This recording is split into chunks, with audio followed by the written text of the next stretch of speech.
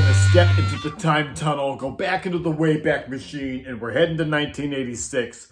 This story is from my book, The Book of Malachi, and this is a story about the first time I went to Huntington, West Virginia. I'm mixing a band called War Child, and we're doing a gig in Cleveland, which is my hometown.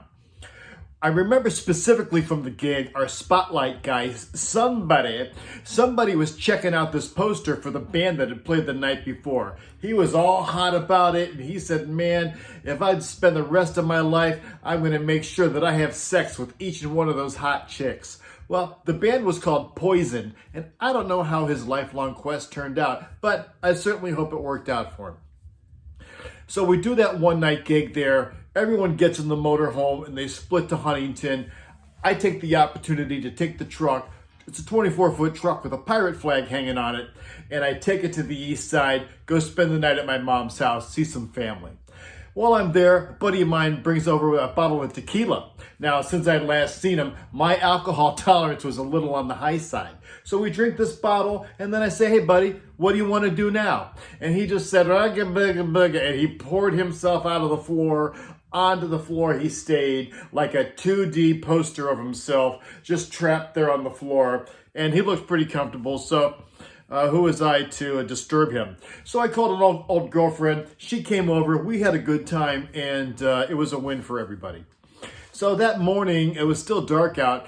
I decided I was going to split. I leave the chick in my bed. I leave my buddy on the floor. I go out, get in the truck, clutch in, turn the key, fires up, and I'm on my way. I head down the highway, and the first truck stop I see, I pull in because I need some gas. The band gave me enough fuel money to get to Huntington, which is about a tank and a half, two tanks of fuel. So I pull into this truck stop, and the attendant, it's still dark outside, the guy's sleeping. So I was like, this is my chance to go ahead and get some fuel and get out of here and pocket the money for the fuel. My brilliant idea, right? So what goes down is I get out, fill the thing full of fuel, put the hose back on, climb back into the truck, clutch in, turn the key, not a goddamn thing happens. The truck is not going to start. The starter is dead. There's only two ways of starting this truck. One is by put a new starter in, which, not going to happen. And the other way is to push start it or let it go down a hill so I can pop the clutch, hit the key, and fire it up that way, old school style. Even with a truck that big, it's the same principle as with a motorcycle or anything else. So I see this guy driving with a big wrecker, and I stop him and I said, hey, buddy, can you give me a hand? Can you give me a push? Can you help me out here? Because my truck's not starting. I just filled up here. And he says, yeah, buddy, no problem. I'm going to help you. And he walks right by me, walks up to the guy sleeping in that little booth, and he bangs on the window. He goes, hey, man, get up. This guy needs to use your phone. Well, that was a drag right there. So instantly, now I'm paying for the fuel. And not only am I paying for the fuel, but since I pulled up to the full service pump, I'm paying an extra couple pennies a gallon, which made the difference from me having a breakfast of a Slim Jim or an egg sandwich. Now we're back to Slim Jim. So the plus side there is that they have some coffee, some, burnt, almost warm coffee. I get 16 ounces of that because it's free. And the guy with the wrecker, he does give me a push. I get the thing started, and he says to me, hey, don't turn it off. Well, there's some good advice that I'm going to take with me.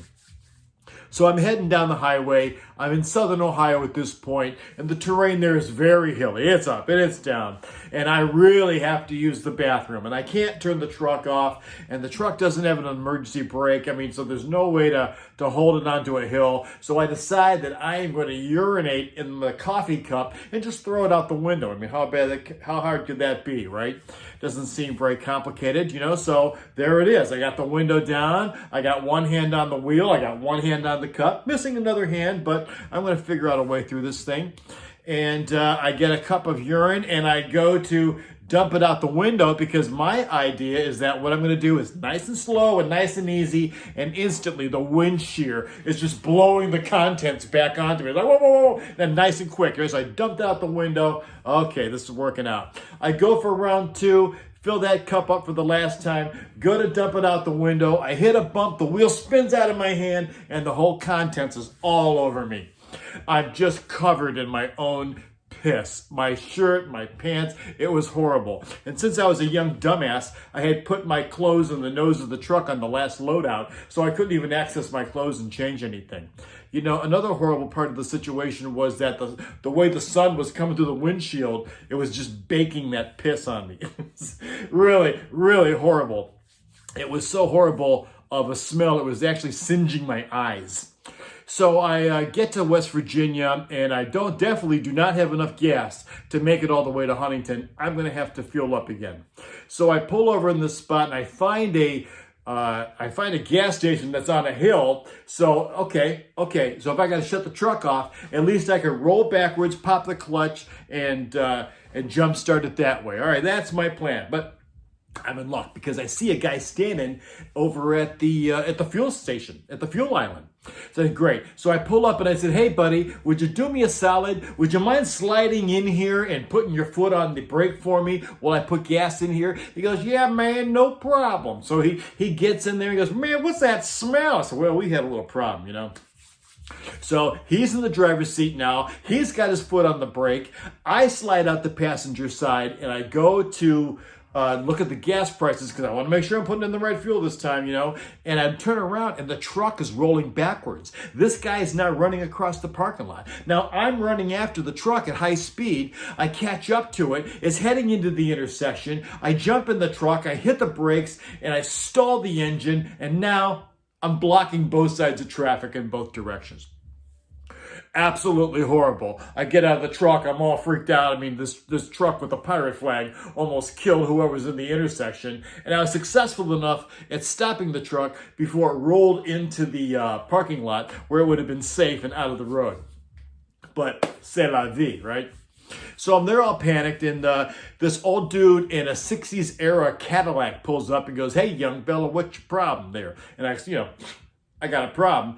He goes, "I'll give you a push." And I'm looking like, wow, this guy's got a wrecker or something. He pulls 2 tires out of the back of his Cadillac, puts it in between the Cadillac and the truck, and pushed me up that hill. 26,000-pound truck with that Cadillac. It was unbelievable. I said, "Thanks a lot, buddy." He goes, "Well, you know, you should really consider getting yourself a haircut and taking a shower." So, well, you know, I'll take you up on one of those. So now I'm up there at the top of the hill, back at the pumps, and it turns out that my helpful hillbilly stole my wallet and ran, and now I don't have anything. I don't have anything at all. I've got 35 cents, and I've got my fire extinguisher and my toolkit there, which I end up selling to the gas station to give me a couple gallons of gas. They saw the whole thing go down, and as one of the fellas said to me, "It sure was awful what that guy done to you, peeing in your truck and taking your money and all." You know, at least I wasn't being blamed for the pee. So a couple gallons of gas, I get in the truck, back it up, pop the clutch, I'm on my way to Huntington. I'm rolling down the highway, right-hand lane, because I'm just waiting for this thing to die at any moment, and I'm really believing that I am not going to make it. And finally, I see the sign, "Welcome to Huntington." I'm thrilled, because now I have the sensation I'm going to make it. And at that moment, that's when the truck started sputtering, that's when I ran out of gas, and that's when I coasted to the side of the road, and definitely I had the sensation I was not going to make it. And I did not. I rolled over to the side of the road. I'm trapped there, and that's it. Now, there was a payphone about a block away, and I went and I did the only thing that I could do, which whip out a AAA card that a girl had given me in Tennessee a couple months earlier in case I ever decided to come see her. Now, very astute of her to assume that any vehicle I would be operating had a high chance of mechanical failure, although it was untrue the fact that I would make the effort to see her. But I did use her AAA card. They did send a wrecker out, and we did get it towed right to the gig, which was amazing. So I go in the bar, which is called Bojangles, and there's one person in there, and his name is Big Carl. He had a smile like from here to here, and he was the first person of the day that didn't comment on my overly urine smell. He helped me unload the truck. He helped me get my clothes. And then there was an apartment upstairs, and we got up there, and I was able to take a shower, put some fresh clothes on. I felt like $1,000,000. I come downstairs to the bar, hang out with Carl, and there's Big Carl. He's got 3 pitchers of Long Island iced teas that he's made there. I'm like, Carl, who's drinking these? He goes, we are. And we start drinking these pitchers of Long Island iced teas. And then at some point, the one of the guitar players from the band, Butch shows up. Now, if Keith Richards and Janis Joplin had a love child, it would have been Butch. I mean, he was 100% rock star, 100% of the day.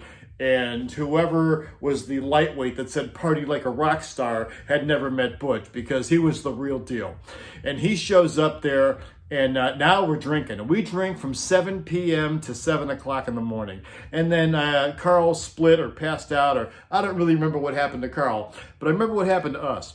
We went up into the band apartment and started throwing everything in the apartment out of the door and into the parking lot. All of the dishes, all of the furniture, all of the everything went out over the balcony and into the parking lot, where there was a bank there, and people conducting business on as people do in a downtown area. And we were definitely out of control. Now, if you've ever tried to move a couch and the couch was too big for the doorway, that was the end of us. We tried to throw the couch out, but we got it stuck. It was the absolute last piece of furniture that was going to go into the parking lot. Butch is naked except for his tennis shoes and his trooper hat. And I don't remember what I was wearing, but I do remember this. We got that couch stuck trying to throw it out. He passed out outside. I passed out inside. And at some point in the afternoon, the tour manager showed up, and he was pissed. There was some kind of complaints about our drunken vandalism and raucous activities. So we survived that. And I'll tell you this, I don't remember 1 minute from the rest of my life for that entire week. Huntington, West Virginia in the 1980s was just an unbelievable place. Would absolutely not be my last time, but I would just really come to respect these people and their level of partying, which was at another level altogether.